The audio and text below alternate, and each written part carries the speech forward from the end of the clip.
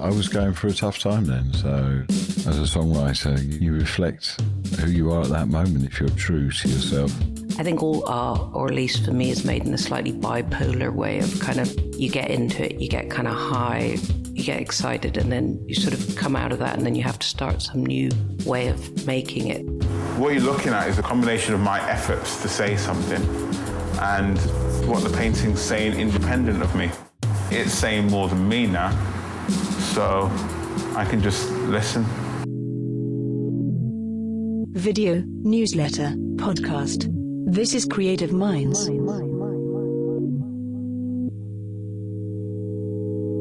Hello, and thanks for opening this one. It matters that you're here, and as we come into the Christmas season, checking in with ourselves, holding that creative practice as your touch point maybe, and your refuge too, can be so important. Today we're going to be talking about creative rituals. These are those activities or exercises that create the door through which our creative flow state lives. And to start with some value here, I wanted to introduce you to a phrase which might be related to this idea of creative rituals. And the phrase is psychic automatism. Psychic automatism is the creation of art without using conscious thought.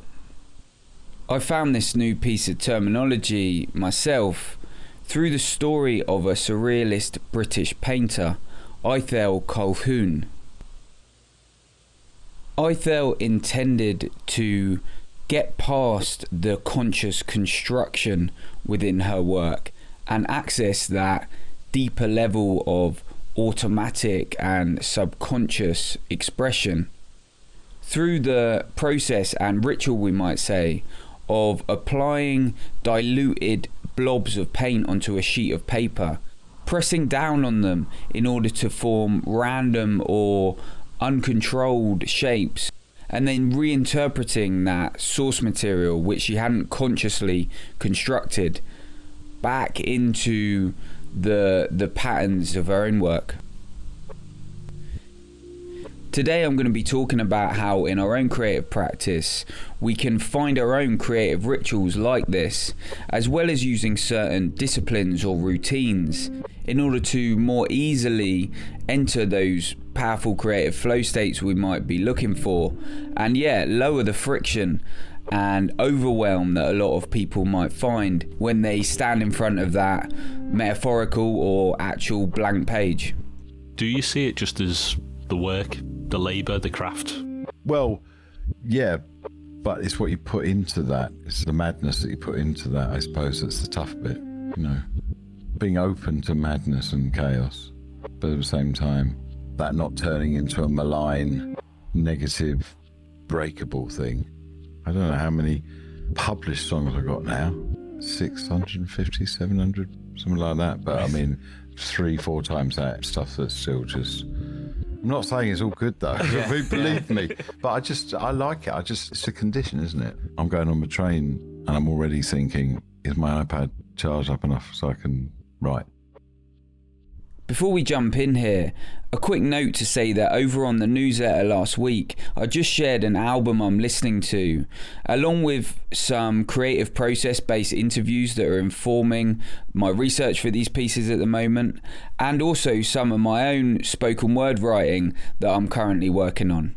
So all kinds of other nourishing bits that some of the audience here might enjoy, and I invite you as always to come over and take a look if you might be interested, and drop your email there if you want to stay in touch as we come through into next year.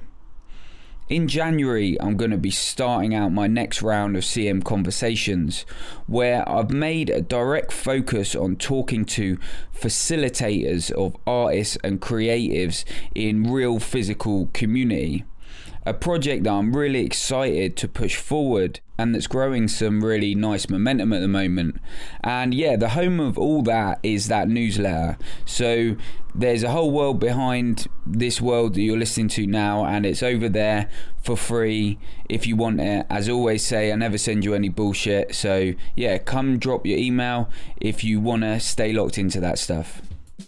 Right, so with that said, on the upcoming season there, I wanted to keep our eye on the routines and rituals that can serve to hold our creative practice and bring us those breakthroughs or that refuge that we might be looking for. In this video today then, 3 great creatives, all completely new to this channel too, which makes me happy, and a look at those creative rituals that keep them moving forward, using their work as that place for discovery and refuge, and staying engaged with it through the cyclical ups and downs which every creative is going to encounter. But that's about putting yourself in seemingly strange environments, and then out of your comfort zone. But then the transformation is that at some point it's no longer out of your comfort zone. Yeah. it's your comfort zone, and then you have to kind of go and find something else. Something else. You can always go back to there, because but each comfort zone you leave, you need to be able to return to it, but with different. So yeah, again, those opposing energies, that opposition. To get started, the first artist that I wanted to look at today, which is the Catalan painter Joan Miro, and the relationship he seems to exemplify between discipline, creative practice, obsession, and mental health.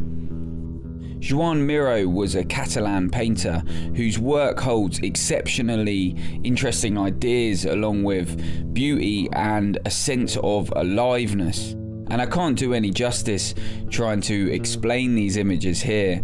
Go and take a look, or if you're watching the video, I'll put a few examples on the screen now. But with Miro, what I wanted to introduce today was a highly individual and disciplined artist searching for those alive and high transcendent states of consciousness for him to engage in his creative practice in the way that he wished to.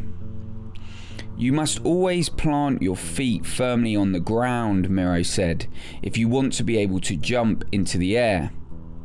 In his early life, Miro suffered bouts of depression, and his highly ritualized and obsessive creative practice and the exercise regimes that surrounded it were harnessed to stave off the depressive episodes in his life and lift him up into these high and alive states of consciousness. In Miro, we find a very complete example of someone who recognized it was through disciplined routines, turning up in highly structured ways, that the creative work could help him manage the rest of his mental life and also push upwards to achieve that transcendent work. In his book on Miro, Jacques Dupin writes of the artist's relationship between the mind, strict routine, and creative practice. Miro mistrusted so-called fantasy, caprice, the inspiration of the moment, and other such things that pass for imagination. He had banished them from his life and from his work by subjecting himself to a regime of the strictest discipline and organization. Nothing was left to chance, not even in his daily habits. There was a time to take a walk, there was a time to read, there was a time to be with his family, and there was a time for work. In his studio, order and tidiness ruled despotically. Canvases were neatly stacked and filed according to a complicated system known only to the artist. Drawings and sketches were dated, classified, annotated, and stored in the appropriate dust-proof boxes. Brushes were cleaned as soon as used and arranged according to size. Bottles were neatly labelled. Tubes of paint were laid in strict order. On the table where he worked, the pencils, the erasers, and the penknife had their appointed places. I had often seen him bent over a sheet of paper, methodically flick off a grain of dust that had just alighted on it. I've spoken a lot on this channel about artists using creative practice to manage their mental health. Obsessive working schedules, a constant project to think about and focus on, and structuring a life which allows regular escapes into that flow state. These might be a kind of prescription for managing a mental space, with the possibility for other kinds of perhaps more destructive obsessions and troubles. They say a mental health issue only becomes an issue when it has negative outcomes. I want to hear your experience here, but I know that as soon as I wake up in the morning, my brain is looking to get obsessively locked onto something, and unless I'm putting a project that I care about in front of it, or using some kind of exercise to tune it into a more relaxed state maybe, things can get a little self-destructive, or untethered at least.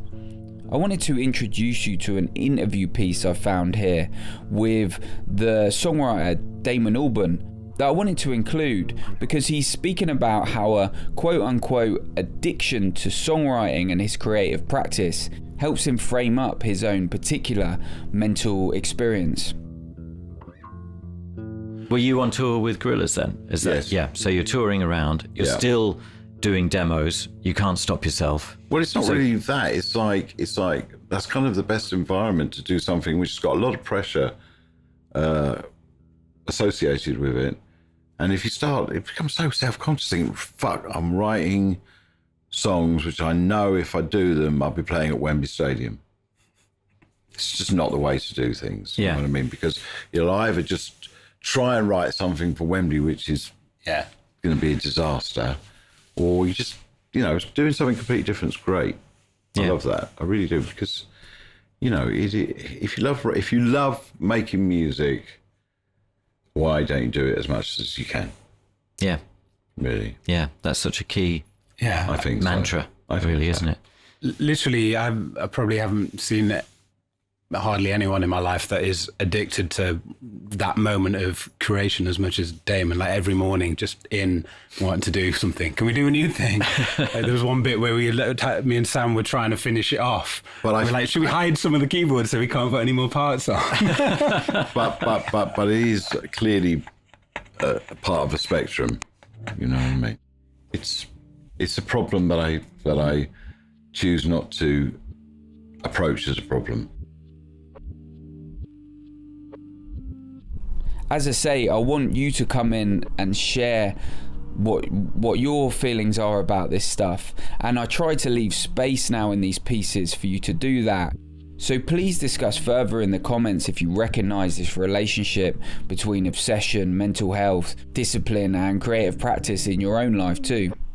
In the newsletter, which is linked wherever you find this, I'm going to put 2 documentaries on Miro that I watched myself last week and really enjoyed learning more about that artist, and also seeing him at work and getting more of a sense of the work that he produced. So yeah, go check those out if you think you might be interested.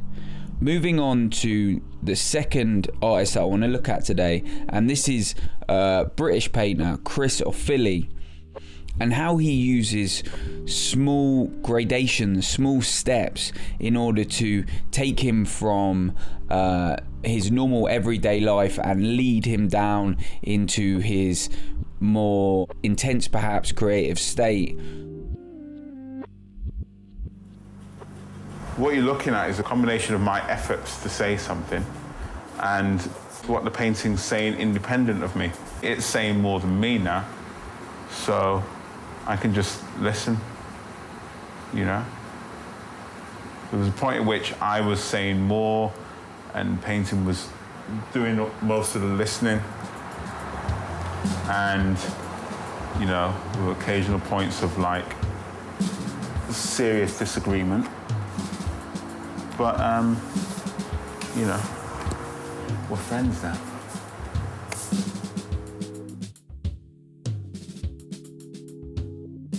I wanted to talk about a really interesting creative ritual that I found when researching this artist and this piece.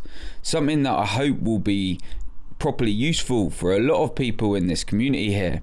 And that's that process of taking those small steps from our everyday life into our creative work and making that process of getting into our flow state, or that place where we feel like we're enjoying our creative practice, making that process less and less friction. In an article in the New York Times in 2005, the painter Chris Ofili described the ritualistic routine he took in his London painting studio. The studio had two sections, Ofili described. The quote-unquote centre stage, where he painted his large statement oil paintings, and the corner where he produced small drawings and watercolours.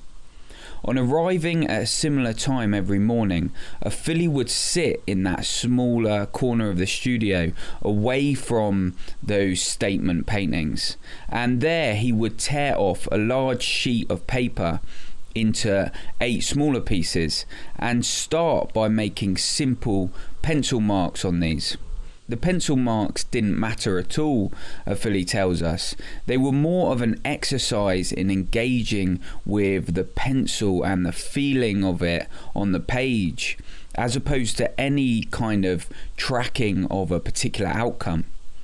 After the pencil was put down, Ofili would take those tears of paper and go on to applying watercolour to the smaller pictures, turning out 5 or 10 of these each day in that ritualised routine. Ofili referred to the drawing and watercolour as allowing him to start inside what he referred to as his comfort zone, a place where he began his day before feeling warmed up enough to move towards the more complex relationship that he had with those large statement oil paintings that were perhaps defined in his mind as his main focus or practice.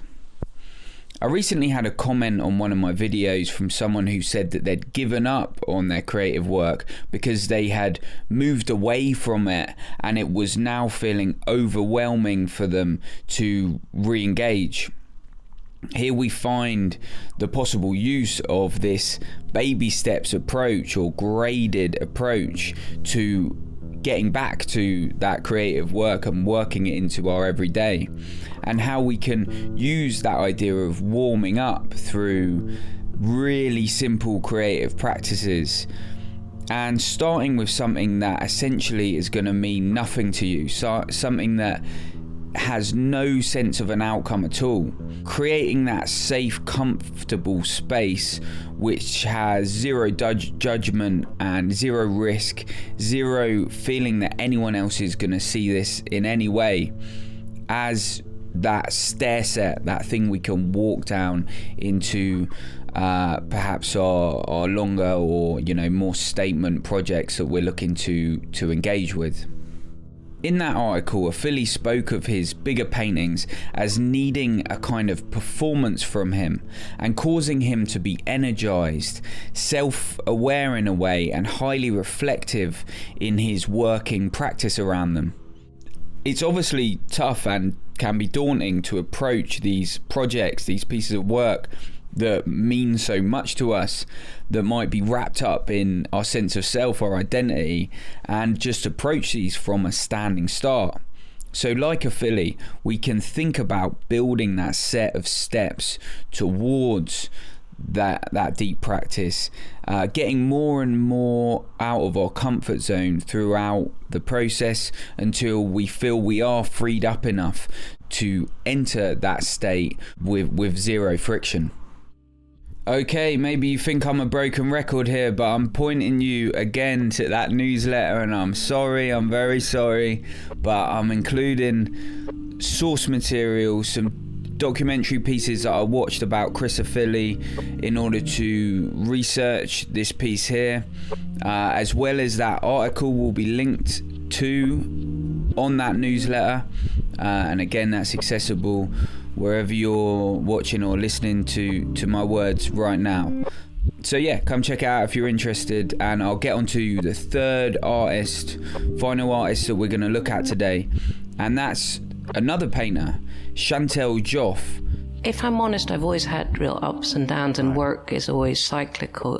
So it's like a kind of, I think all art, or at least for me, is made in a slightly bipolar way of kind of, you get into it, you get kind of high, you get excited, and then you get dropped. You sort of come out of that, and then you have to start some new way of making it. In the 30 years or whatever since I've been a student, it's always been like that, I guess, up and down, and kind of finding new ways in. There's no linearity of kind of process for me. I wanted to touch here on the reality of how most of us will find ourselves living within seasonality in how we relate to our creative work. On this channel, I've talked about the non-linear way that artists and creatives often move in their search for truth or satisfaction from that creative practice.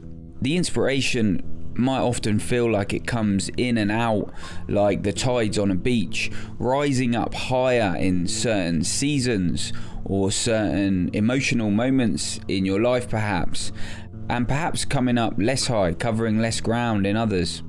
And this seasonality and accepting this longer sense of cycles of inspiration, of cycles of our ability to do the work we want to do, is another way that we can zoom out and view the kind of rituals that we may develop in terms of engaging with our creative journey and our practice over time. It's funny, when you came to see me, I was thinking about that this morning, that when you came to see me in the spring, what I didn't realize was I was on the verge of a sort of almost a moment of total crisis and fracture. And I'd just done a show in Paris, and I had a kind of total realization that I needed to change, that something needed to move in the work and in me. Really a moment of total crisis, and sort of lying awake all night going, you're shit, you need to move, you have to change, and believing I wouldn't find a way through that. And that was really, really hard. And I painted the view through the window, which is the lagoon and stuff. And I kept saying to my daughter, I'm just going to go abstract. I'm going to paint shapes. And she was like, this was over dinner, and she was like, Mum, I think you're losing your mind. Not because there's anything wrong with painting abstractly, but it was the sense of losing my sense of who I was, which is, I realized, completely contained in the work. And that was really hard. And then I came back from Venice, and I was looking through family photos, which I've used all my life since I was a student. I thought, maybe this is the way back in. Maybe I can get back in, but in a new way using them. And that was the beginning of the work I then made for this show. But it was a real fight to get back in. It was a real moment of true crisis. It's natural to find low points in our creative journeys, moments of breakdown where we question everything again, as the tide of one project or inspiration drops us off somewhere on the sand, and we're stranded there for a time, waiting for the next one to come along and pick us up again. Here we find the longer term ritual of trusting, listening, and a simple commitment to continued engagement. To keep turning up and trying to walk towards the direction we might feel to be best at the time, no matter the uncertainty that we might feel in terms of, the worth of what we're doing, the worth of that attempt to try and move in that direction at that moment.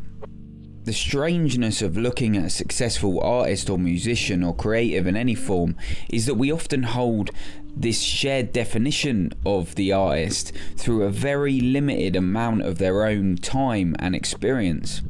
Here we recognise the gaps in between the great output of these creatives, these artists that we admire, and the breakdown moments that are often so important as the triumphs, and sit with that fact that we too will have those gaps in our own journey and have to hold on to that ritual of daily listening and engagement with our creative work in order to find our own way through, in order to is sit and wait for that next big tide and be ready when it does come, be engaged when it does come.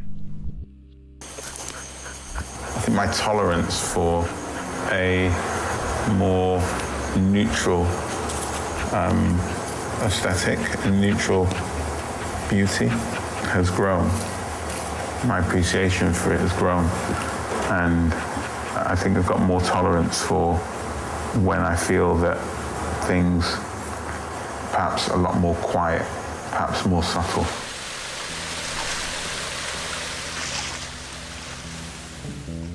Okay, with all that said today, I want to leave off on this one now, and just as always say thanks to the paid supporters.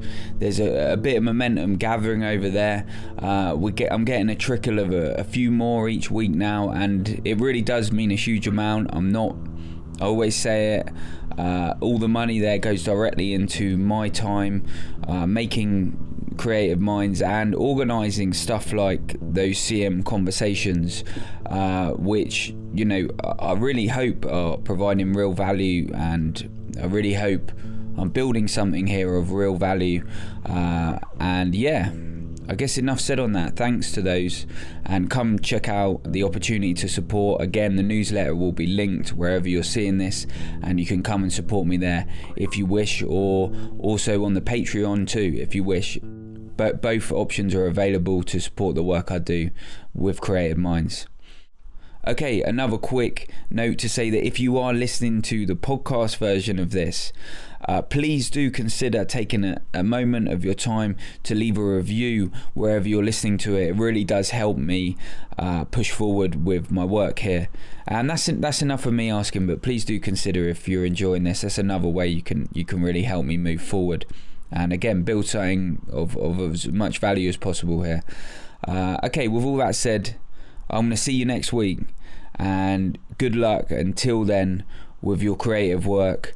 Your creative work matters, it matters, and yeah, peace.